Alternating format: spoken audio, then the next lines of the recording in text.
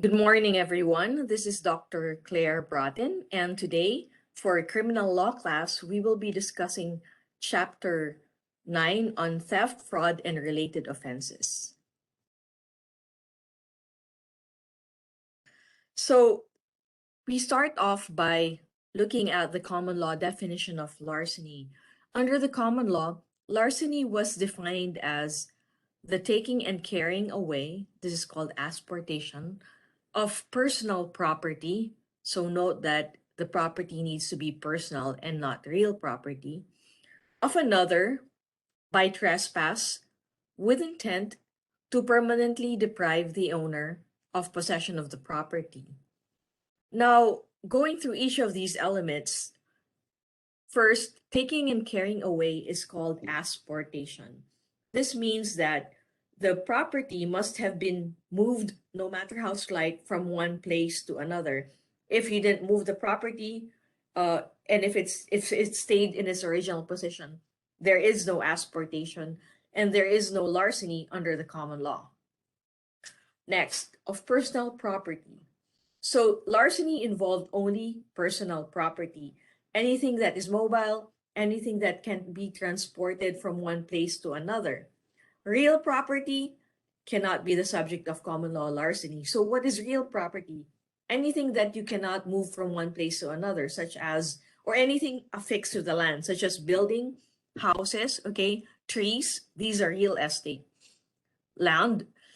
And then larceny cannot also cover intangible personal property. What are intangible personal property? This refers to things that are not visible or cannot be touched, cannot be the subject of our senses. So anything like credit, okay, that's intangible. Copyright, that's intangible. Intellectual property, that's intangible. And all these things that you cannot really, there's no physical, it doesn't have any physical presence in the real world. So under common law larceny, intangible property, personal property is not covered. Next element of another. So it's not larceny if the offender had legal interest in the property. Again, this is under common law, okay? By trespass, the offender had to acquire the possession without the owner's consent. And then it's not larceny if possession of the property was consensual, meaning the owner had consented. The last element of common law larceny is that there is intent to permanently deprive the owner of the property. This means that there has to be specific intent to steal or animus furandi. Larceny did not also apply to takings that were temporary. What is personal property? Now, during his pilgrimage in the 15th century, Friar Tuck comes upon an apple tree. Since it is lunchtime and he has a hearty appetite, the friar decides to help himself to a juicy red apple. He notices a nice one lying on the ground under the tree. He picks the apple up and eats it. Relishing the taste, Tuck decides to have another. This time he plucks a shiny apple from the tree and eats it. The Sheriff of Nottingham observes all of these. Has the friar committed acts of larceny? So let's break it down. First, there are two types. There are two apples that he actually appropriated, right? So one is lying on the ground. Okay, did he commit larceny when he picked up the apple lying on the ground? What do you think? Now you can pause the video at this stage and then think about the answer. Write down your answer. After you have written down the answer, I will give you the correct answer. So now, hopefully you have written down your answers after you have paused this video. Regarding the apple that he picked up from the ground and ate, this is not larceny because under common law, anything detached from the tree that falls into the ground, there's no owner, okay? No one owns the property. So since no one owns it, Friar Tuck is not liable for picking the apple up. Second, he plucks a shiny apple from the tree and eats it. Would this be considered larceny? Because is this personal property? Again, pause the video at this point and then write down your answers. Okay, now that you've written down your answers, I will give you the correct answer. The shiny apple that he plucked and detached from the tree is also not considered personal property. So there is no common law larceny. Why isn't it considered personal property, you'll ask? Well, under common law, anything that is attached to real property is also real property. So in this case, the tree is real property. So the apple that is attached to the tree is real property. Now note this, these rules no longer apply under the current Texas Penal Code, okay? Now, there are several larceny-related offenses. First, larceny. Second, embezzlement. Third, false pretenses. And fourth, receiving and concealing stolen property. Now, to give you a brief background of the Texas law of theft, prior to 1974, Texas law contained over a dozen different type criminal statutes. The legislature consolidated all these statutes into a single offense under the Texas Penal Code called theft. Okay, so now there's a single provision covering theft, and this would be covered in the Texas Penal Code. So what are the elements of theft under Section 31.03? First, a person commits an offense if, one, he unlawfully appropriates, so there has to be unlawful appropriation. Second, there has to be property. Third, the offender must have the intent to deprive. Fourth, the intent he intends to deprive the owner, so there's our actual owner of the property. And fifth, of property. Let me go through each of these elements individually. So the first element is unlawful appropriation. How do we know that that the appropriation of the property is unlawful? First, if it was acquired without consent. So here the owner did not give verbal or express or implied consent. Second, it was acquired without effective consent. So here, the consent may have been given, but it was acquired under these circumstances. First, the consent was obtained by coercion, meaning he was forced. Second, consent was obtained by deception. Third, consent from an authorized person. Fourth, consent given by youth, mentally deficient, intoxicated, or elderly. Note that the law considers all these people incapable of giving effective consent. And fifth, the consent was given solely to detect crime. For example, a law enforcement officer may represent to an offender that the property was stolen, okay? And this would be considered theft if the offender steals the property. Now, stolen property, the third situation wherein the appropriation of property is unlawful is if the stolen property is acquired knowing it is stolen, okay? So there must be actual awareness that it was stolen, okay? Actual knowledge that the property was stolen. And fourth, it was represented by the law enforcement officer as stolen. So let's look at what effective consent means. Huey, Dewey, and Louie are playing high-stakes poker. Huey wins every hand because he uses marked cards. By the end of the evening, he has won $25,000. Dewey and Louie consented to play the game and knowingly bet their money. But did they effectively consent to Huey's use of marked cards? Okay, pause the video here and again, think about the answer. Once you're ready, go back and play the video again so you can get the correct answer from me.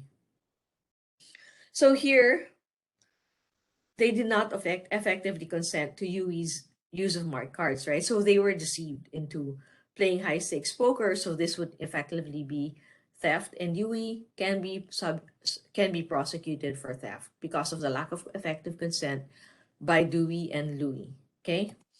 So what is effective consent? Can an intoxicated person give consent? No. Let's look at this case. Bill, a college student, becomes drunk at a fraternity party. He tells his pledge brother, Fred, "Here, I'm giving you my red sports car. I don't want it anymore." He hands Fred the keys, okay?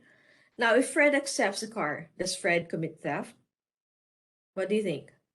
Again, pause this video, answer, and then come back to it. Again, this is not effective consent because an intoxicated person cannot give consent. Third situation, acquiring stolen property knowing it is stolen. Let's look at this case scenario.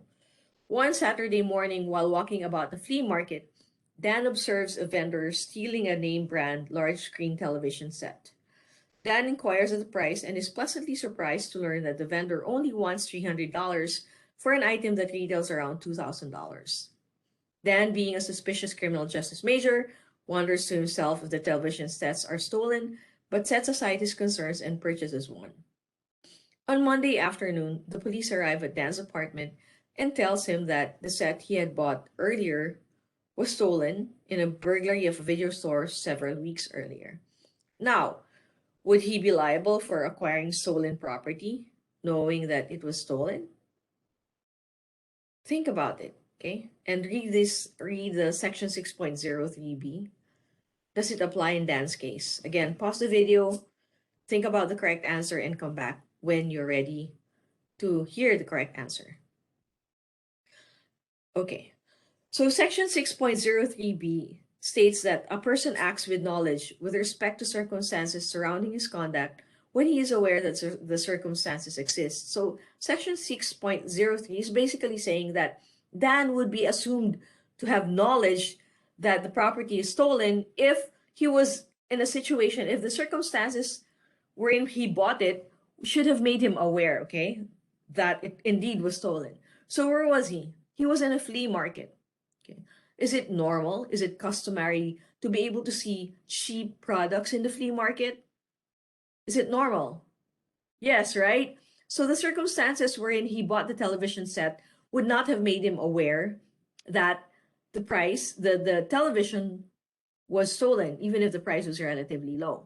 Okay, because in a flea market, you're used to seeing products being sold at a very, very low price.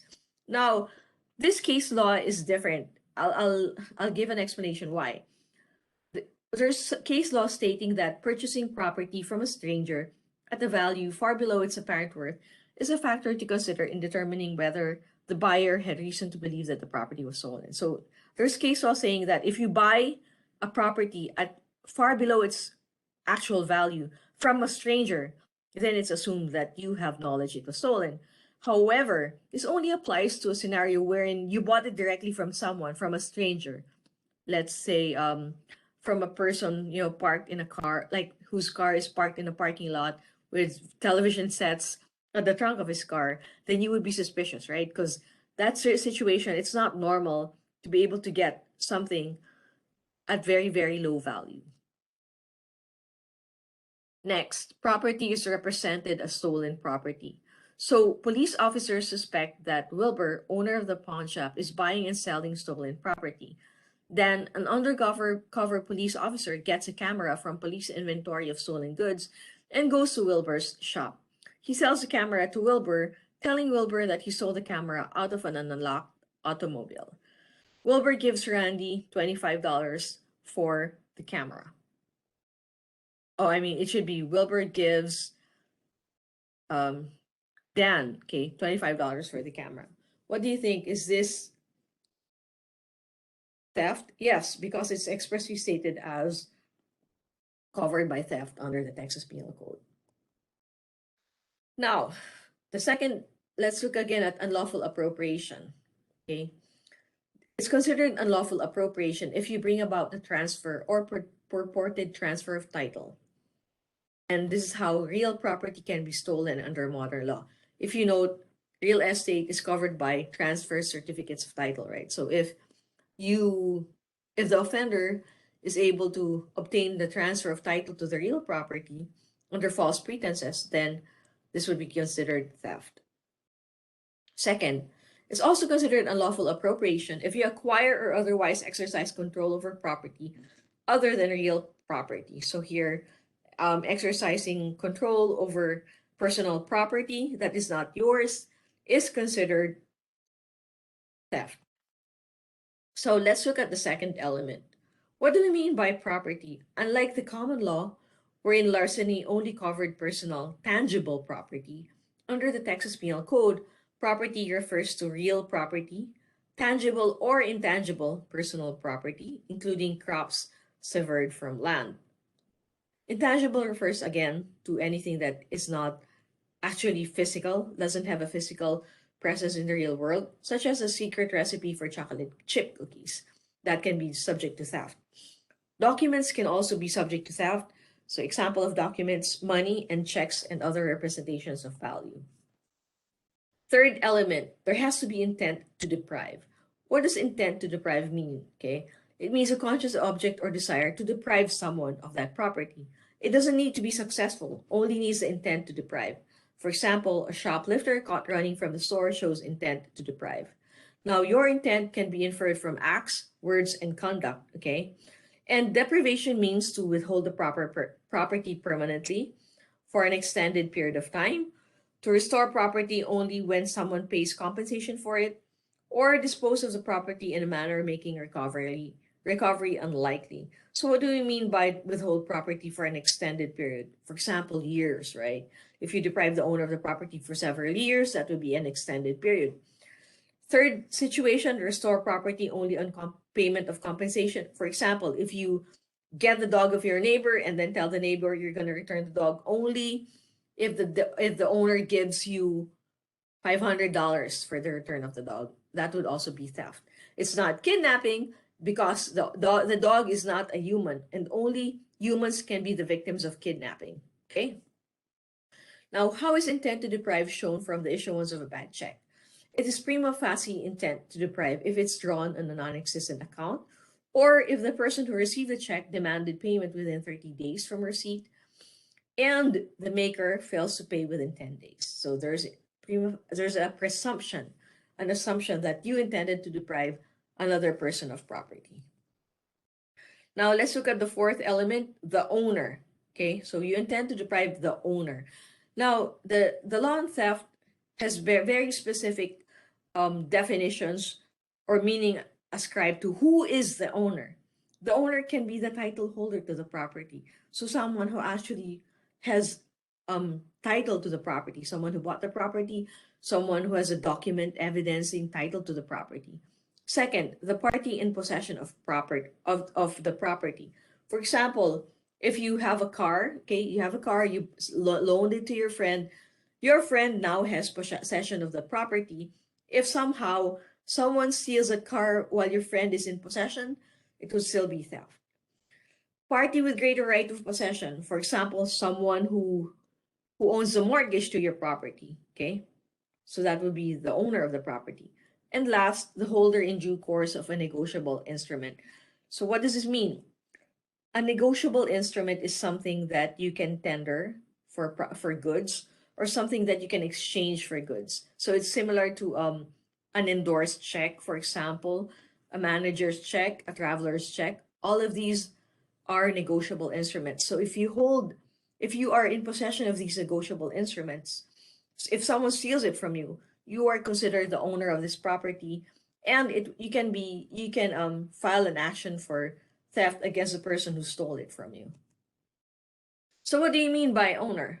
Let's look at this case. Jeff borrows Dale's car, but Daryl steals it while it is in Jeff's possession.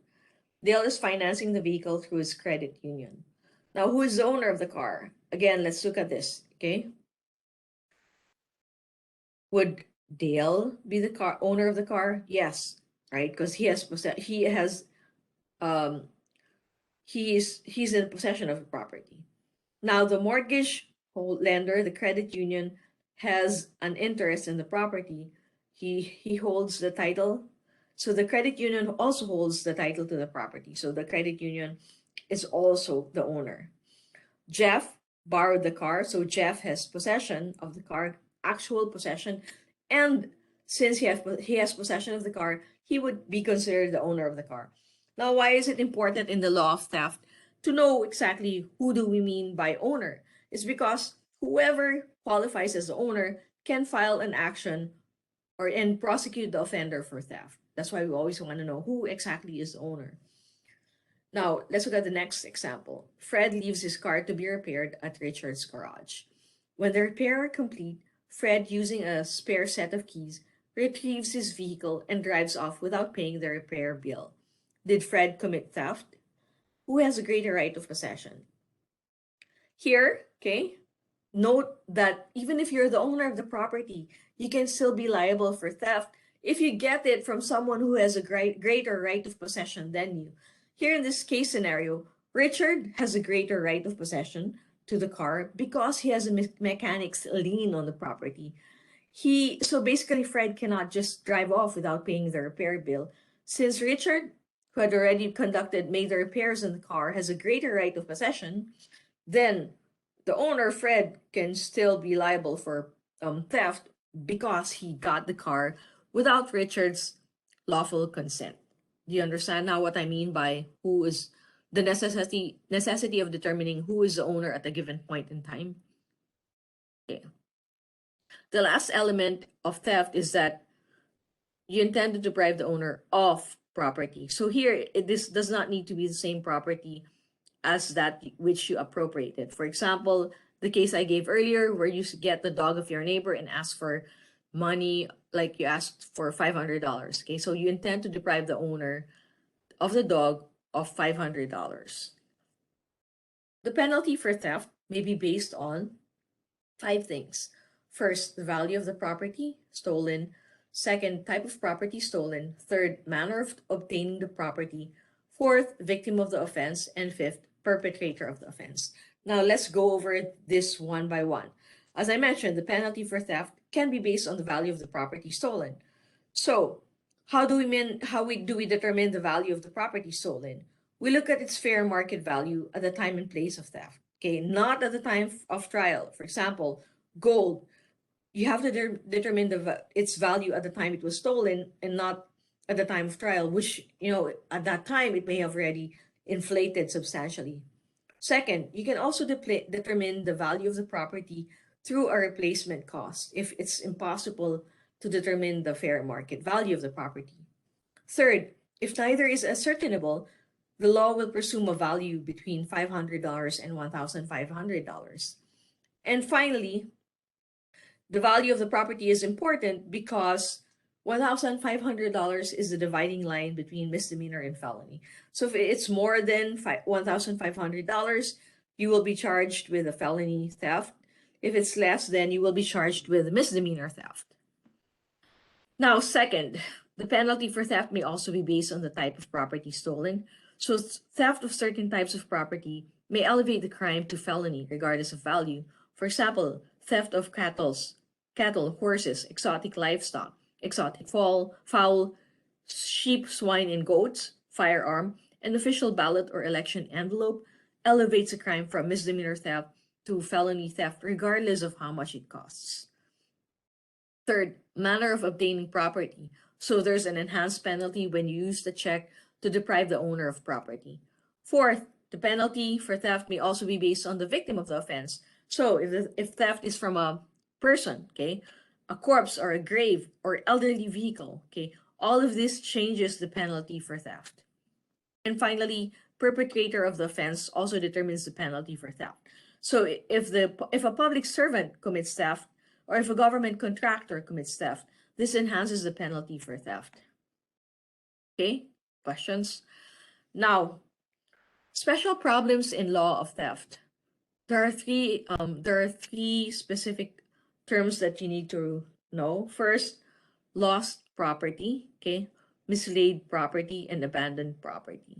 Now, lost property, the owner did not intend to place the object at a certain location and has no idea where the object is. Basically doesn't know anymore. Second, abandoned property, basically the owner relinquishes control over the property. So here, anyone who finds it is not liable for theft if they try to appropriate abandoned property. And third, mislaid property. Here, the owner placed the object at a certain location but forgot where the object is. So again, abandoned property, mislaid property, and lost property. Now the rules are different. For abandoned property, under Texas law, if someone appropriates it, there's no theft. Now with respect to mislaid and lost property, the finder needs to make reasonable efforts to locate the owner, okay, of lost or mislaid property. Otherwise, it would be theft if he failed to do so. And then automobile theft is also prosecuted as theft. Unauthorized use of a vehicle is prosecuted under Section 31.07. It's commonly called joyriding. And here you don't need to prove intent to deprive. and it's a state jail felony, same penalty as a theft of a vehicle valued between $1,500 and $20,000. Okay, this is a video on unauthorized use of a vehicle. You can just watch it on your own. Now, theft of service. Stealing, this covers stealing of service instead of property. So what do we mean by service? It includes labor and professional service, telecommunications, utilities and transportation, lodging, restaurant, and entertainment, as well as supply of rental car or other rental equipment. Okay, so how did you commit the offense? It's committed in one of four ways: use of deception, threat, or false token. Second, unauthorized diversion of services to another. Third, holding a rental property beyond the agreed date. And fourth, intentionally failing to pay for service after service is rendered. This is a Class C misdemeanor to a felony of the first degree, and it's based on the fair market value of the service, similar to the lawn theft. Now, let's look at fraud. Okay, so let's look at this case. Pam buys a Chanel purse from a vendor at a flea market. The bag looks exactly like a Chanel style, recently released in the market at the Chanel shop of the Galleria in Houston. At the Galleria, the bag retails for $1,800. She pays the seller $250 for the bag, and she later learns that the bag is an unauthorized copy made overseas and valued at $40. So here, this would definitely be fraud, okay? So what is fraud? Fraud is obtaining possession or title to goods or services by creating a false impression, and this affected the judgment of the other party. Now, Texas has no general fraud statute, and there are different provisions used to combat fraud, including all of these things you see on your screen and criminal simulation. Okay. Now, theft and theft of service. Although these are different, they each involve deceptive actions. Deception may also exist for both crimes through the issuance of a bad check. Section 31.06 creates a presumption of deception if the check is drawn on non-existent or closed account or is not covered within 10 days of receipt of notice or demand. Now, let's look at forgery. It only applies to writings, okay, where intent to defraud exists. Forge means to alter or make a writing that tries to or purports to be the act of another who did not authorize it, was executed at a different time, sequence, etc., or a copy of a non-existent original. Credit card abuse, debit card abuse. The Texas statute creates 11 ways to defraud with credit or debit cards, and the prohibited conduct ranges from possessing stolen card to unauthorized use of card number to manufacturing cards. All of these are felonies, okay, regardless of the value of the loss. Now, what is criminal simulation? It means defrauding another into believing that the fake object is genuine. And here, some examples would be knockoff purses or designer bags, phony versions of expensive wristwatches, and phony celebrity autographs. The offender must be intending to deceive the victim. If the victim knows that the object is not genuine, the statute is not violated. Again, here you have such other frauds as trademark counterfeiting and identity theft. And I leave you to read the slide and the PowerPoint slides that I uploaded on Blackboard on your own. Thank you very much for listening and viewing this lecture. I will see you during our next meeting.